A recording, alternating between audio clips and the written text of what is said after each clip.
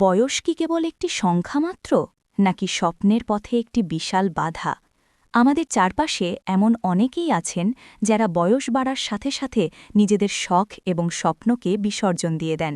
কিন্তু আজ আমি আপনাদের এমন একজনের গল্প শোনাব, যিনি প্রমাণ করেছেন যে মনের জোর থাকলে ৮৪ বছর বয়সেও নতুন করে ইতিহাস গড়া সম্ভব।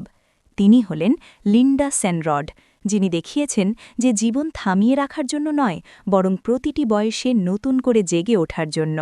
গল্পটি মার্কিন যুক্তরাষ্ট্রের ভার্জিনিয়ার বাসিন্দা লিন্ডা সেনরডের। গত ৭ এপ্রিল তিনি যখন গ্রে দলের হয়ে আইস হকি খেলতে মাঠে নামেন, তখন তার বয়স ছিল ৮৪ বছর ১৮৮ দিন, আর এই খেলার মাধ্যমে তিনি গিনেস ওয়ার্ল্ড রেকর্ডসে বিশ্বের প্রবীণতম নারী আইস হকি খেলোয়াড় হিসেবে নিজের নাম লিখিয়েছেন। লিন্ডার এই যাত্রা মোটেও সহজ ছিল না।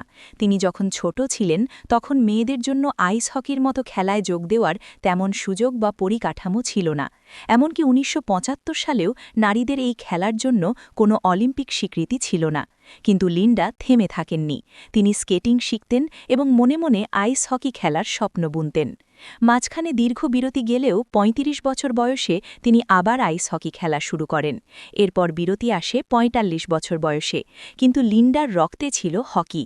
তাই ৬৭ বছর বয়সে এসে তিনি আবার মাঠে নামার সিদ্ধান্ত নেন।